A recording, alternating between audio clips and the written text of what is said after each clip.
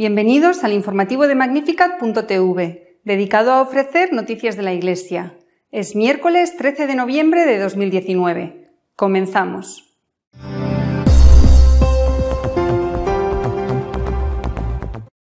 El cardenal Sará ha pronunciado una conferencia en Madrid, en la que ha enfatizado la importancia de la educación y la necesidad de acabar con la confusión.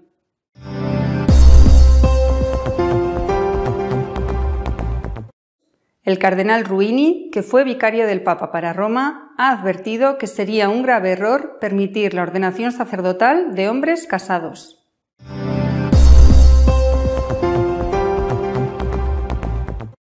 Diez vicarios generales de otras tantas diócesis alemanas han firmado un comunicado en el que piden que el próximo sínodo de su país tome decisiones vinculantes.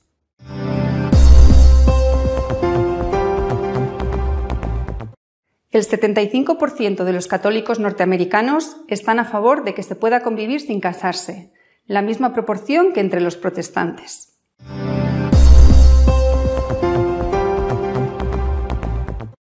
$11.000 científicos han firmado un documento sobre el cambio climático, en el que abogan por la disminución de la población humana para solucionar el problema.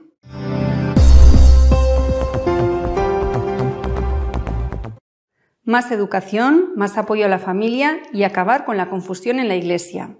Estas han sido las peticiones del cardenal Sará en la conferencia pronunciada en Madrid.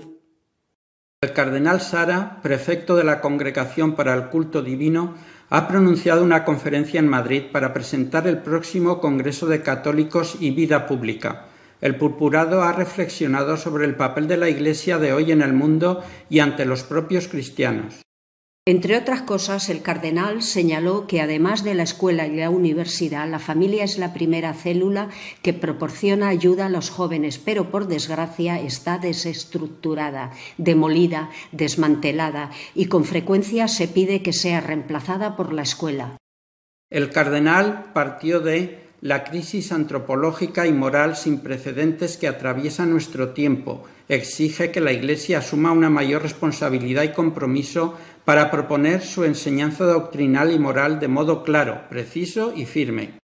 Y ha continuado: hoy a algunas personas les gustaría que la Iglesia se centrara exclusivamente en el ejercicio de la misericordia, en el trabajo de reducir o incluso erradicar la pobreza, en la acogida de migrantes, en la acogida y acompañamiento de los heridos de la vida. Ciertamente es necesario invertir en la solución de problemas sociales, ha proseguido, pero también es necesario, y quizás incluso más que nada, trabajar contracorriente para evitar que tantos hombres y mujeres resulten heridos en sus cuerpos, sus almas, su inteligencia, su afectividad. Sará incidió en el papel de la Iglesia como madre y maestra y, citando numerosas veces la encíclica Veritatis Splendor, apuntaló el verdadero papel de la conciencia y de la verdad objetiva. Es cierto de que la Iglesia reflexione sobre el desconcierto y la confusión inoculados hoy en muchos fieles por la cacofonía que reina en las enseñanzas de los obispos y los sacerdotes, pues si una trompeta emitiera un sonido indefinido, dice San Pablo en la primera carta a los Corintios, ¿quién se prepararía para la batalla?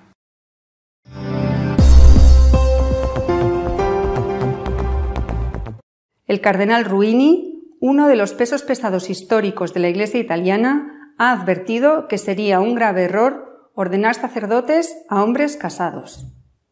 El cardenal Ruini, de 88 años, presidente de la Conferencia Episcopal Italiana entre 1991 y 2007, y durante ese periodo y hasta 2008 también vicario de la diócesis de Roma, ha declarado en una entrevista que sería un error la ordenación sacerdotal de hombres casados.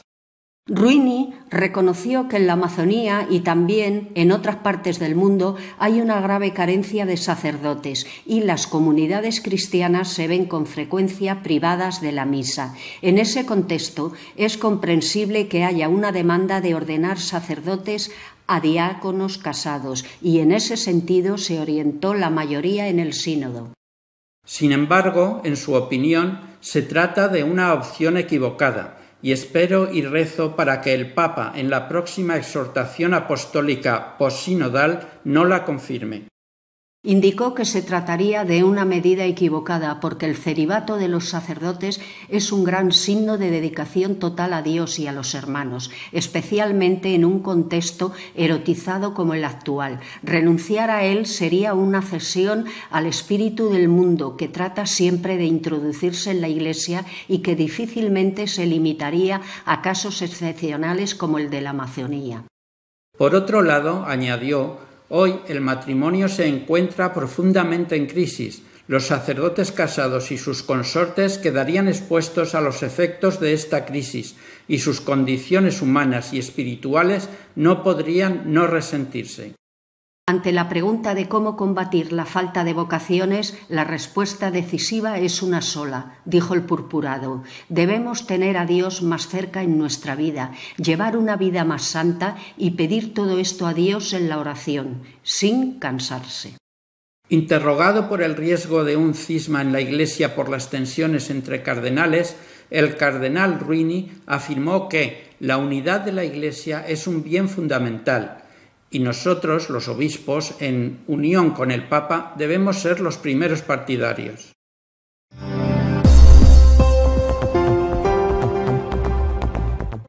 Calentando motores para el sínodo alemán, 10 vicarios generales han pedido que las decisiones que se adopten sean vinculantes. Por medio de una carta conjunta, 10 vicarios generales de diócesis alemanas aseguran que es urgente y necesaria la reforma en la Iglesia.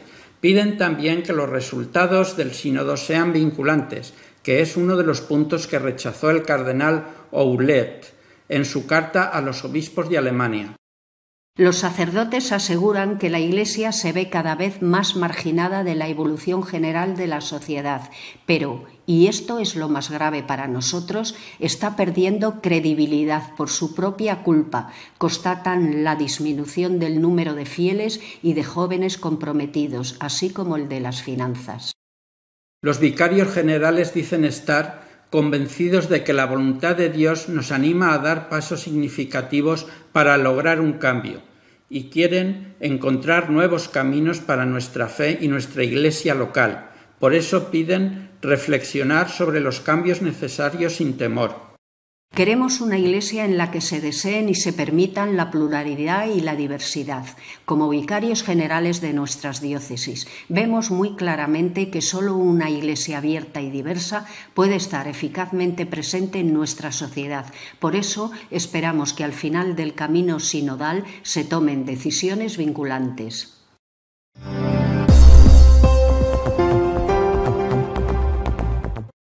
Los católicos norteamericanos, como los protestantes liberales, están en su inmensa mayoría a favor de que se pueda convivir sin casarse.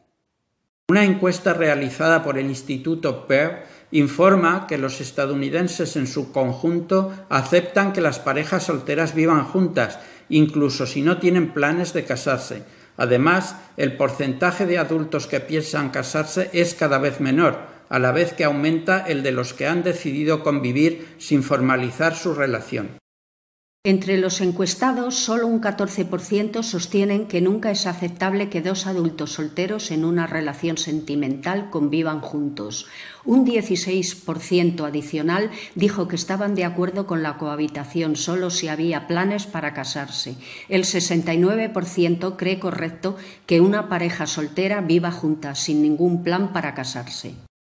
La encuesta establece las diferencias de criterio según la raza, blancos, hispanos y negros, y la religión de los encuestados. Así, mientras los blancos son más favorables a la convivencia sin boda ni planes de boda, los negros son los más reacios, mientras que los hispanos son los más permisivos.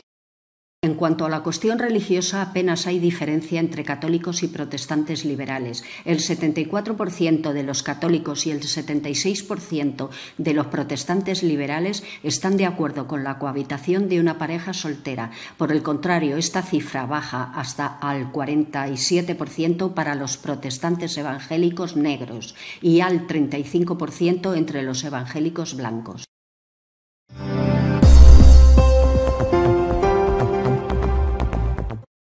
Para 11.000 científicos, la solución contra el cambio climático pasa por comer menos carne y porque haya menos seres humanos en la Tierra. 11.000 científicos han firmado un artículo en el que declaran que la población mundial debe ser estabilizada e incluso reducida gradualmente, porque la emergencia climática amenaza del destino de la humanidad. El artículo ha sido publicado por la Alianza Mundial de Científicos. Señalan que la población mundial aumenta a 80 millones al año cuando, según ellos, debería estabilizarse e incluso disminuir. El texto es claro en cuanto a la intención de los científicos. Existen políticas probadas y efectivas que reducen las tasas de fertilidad y disminuyen el impacto del crecimiento de la población en las emisiones de gases de efecto invernadero. Estas políticas hacen que los servicios de planificación familiar estén disponibles por todas las personas y logran la plena equidad de género. En otras palabras, proponen la imposición mundial de políticas anticonceptivas y abortistas. El artículo también pide consumir menos carne y arremete contra el modelo de la vida de los países con mayor renta per cápita, de quienes asegura que son los mayores emisores de gases. Aseguran que la crisis climática está estrechamente vinculada con el consumo excesivo de los ricos.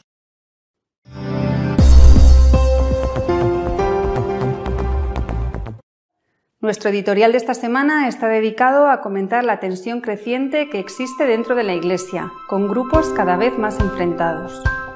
El divorcio es siempre una tragedia. Nadie se casa para divorciarse. La gente se casa porque se quiere, aspiran a estar siempre juntos, pero por desgracia los divorcios existen. Existen y también, por desgracia, son pocos los divorcios que se llevan bien, es decir, que se hacen de manera amistosa. La mayoría terminan de muy mala manera y con frecuencia hasta los hijos son utilizados como munición para hacer daño al cónyuge. Así lo considera la Iglesia, que considera, repito, el divorcio como un mal.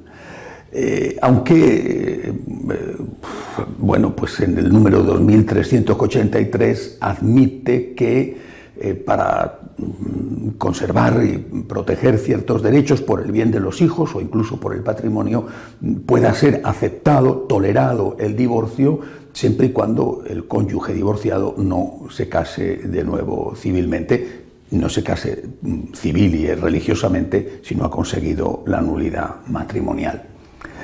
El sentido común y la Iglesia hablan de que lo mejor, si tiene que producirse la tragedia del divorcio, es que se haga con el menor daño posible, especialmente pensando en los hijos, porque el odio perjudica incluso a los que se odian.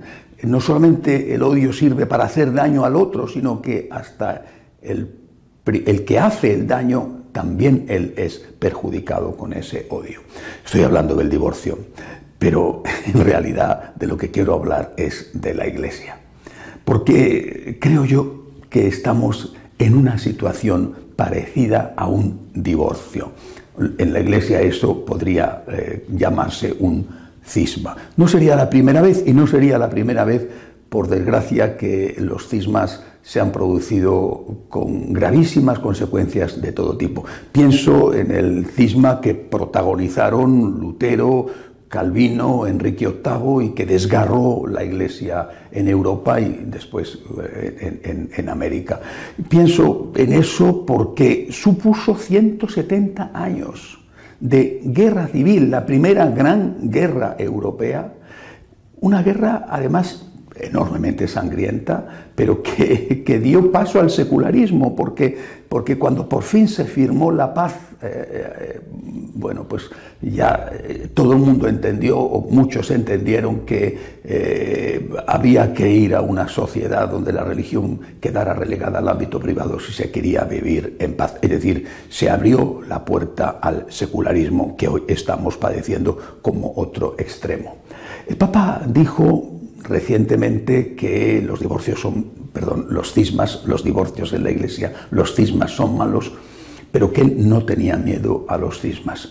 Yo personalmente tengo mucho miedo a los cismas, mucho miedo. Y tengo mucho miedo por lo que representan de ruptura, de divorcio, pero también por esa violencia que estoy viendo que existe y que es creciente. Por un lado están los que no toleran ni la más pequeña disensión con algo que diga o haga el Papa, la Pachamama, por ejemplo.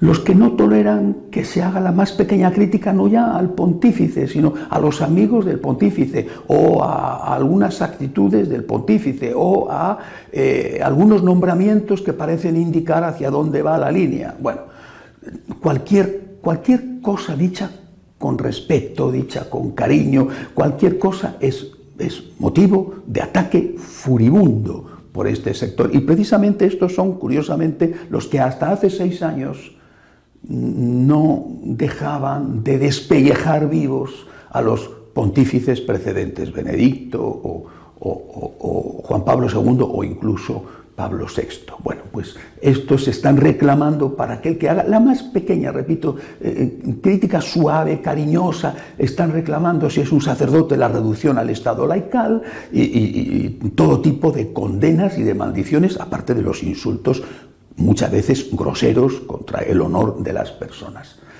Ese es un extremo. En el otro extremo están haciendo algo parecido. Los insultos, los ataques a la persona del Santo Padre y a aquellos que están alrededor suyo son feroces, e incluso los insultos y ataques hacia aquellos que no se desayunan todos los días pidiendo la cabeza del Papa o diciéndole palabras groseras. Es decir, ni siquiera se respeta que podamos tener conciencia y que por fidelidad a nuestra conciencia no hagamos lo que ellos quieren que hagamos. Somos unos vendidos, somos unos traidores, no somos fieles a Jesucristo.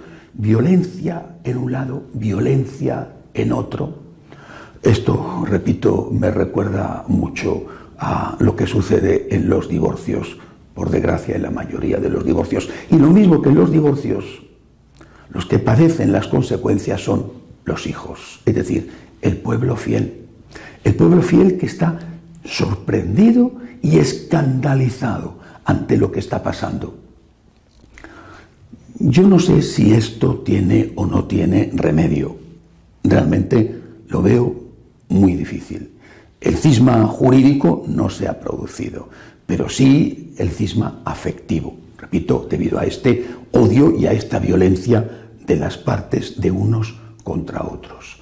Pongo un ejemplo. Esta semana un obispo italiano dice que el Evangelio es comunista y que los que están defendiendo la aplicación de la ley dentro de la Iglesia ya no son católicos.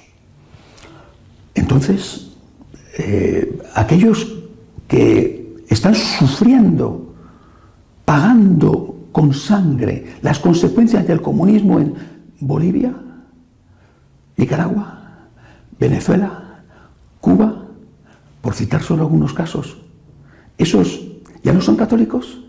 Aquellos que estamos defendiendo la importancia de la palabra de Dios y de la tradición, ¿ya no somos católicos? ¿Estamos excomulgados? Si no eres comunista y si estás a favor de la defensa de la palabra y de la tradición, ¿ya no somos católicos? ¿En serio, señor obispo? ¿En serio?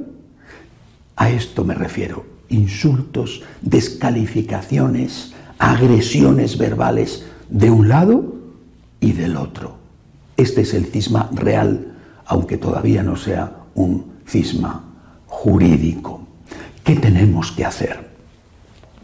Yo creo que hay que defender la verdad, porque la verdad es Cristo. Él lo dijo: yo soy el camino, la verdad y la vida. La verdad es Cristo. Cristo es la plenitud de la verdad. No solamente tiene, sino Él es la plenitud de la verdad. Hay que defender la verdad. Pero hay que defender la verdad con caridad. Hay que defender la verdad con amor. Porque una verdad sin caridad es menos verdad. Porque la caridad es un elemento esencial de la verdad. Hay que defender la verdad, sí, a una costa de la propia vida, pero habrá que defenderla con amor, sin violencia, sin insultos. No digo buscando una especie de equilibrio de mitad y mitad. porque la verdad no puede ser reducida a la mitad. Ya entonces no sería la verdad. Pero habrá que defenderla sin insultar, sin agresiones, intentando todavía buscar lo positivo y lo que nos une, antes que ir a rebuscar solo, exclusivamente, lo negativo y lo que nos separa. Si esto lo perdemos de vista aquella última petición de nuestro Señor en el cenáculo, cuando había hecho ya la última cena y la consagración del pan y el vino y del sacerdocio, e iba a salir para el huerto de los olivos. Le pidió al Padre que todos sean uno, para que el mundo crea. La unidad para que haya evangelización. Un reino en guerra civil se destruye a sí mismo. Cae casa tras casa, es decir, cae persona tras persona. Los hijos, las personas, las casas del reino están siendo destruidas por este odio recíproco y muchas veces fanático entre unos y otros. Es cierto que Jesús, cuando pide al Padre la unidad, le dice que todos sean uno como tú y yo somos uno, como tú y yo. Es decir, una unidad sin verdad, una unidad sin la verdad de Dios, sin la verdad que hay en la unión entre el Cristo, el Padre y el Espíritu. Una unidad sin eso no sería unidad, no sería la unidad de Cristo. Pero vuelvo a repetir, esa unidad con verdad, para ser la de Cristo, tiene que ser siempre con caridad. Caridad con verdad y darle al otro la primera obra de caridad, que es decirle la verdad. Pienso en la Virgen María, lo que debe de estar sufriendo. Y pienso que hay que volver a ella. Hay que volver a ella, aunque a unos y a otros no les guste porque quieren sangre ambos. Hay que volver a la Virgen María, que intenta unir a sus hijos y que sufre como una mamá al ver el divorcio de uno de sus hijos y al ver lo que están sufriendo sus nietos. Hay que volver a la Virgen María para que ella nos enseñe a defender la verdad que es Cristo sin perder el amor y sin perder la caridad. Hasta la semana que viene, si Dios quiere.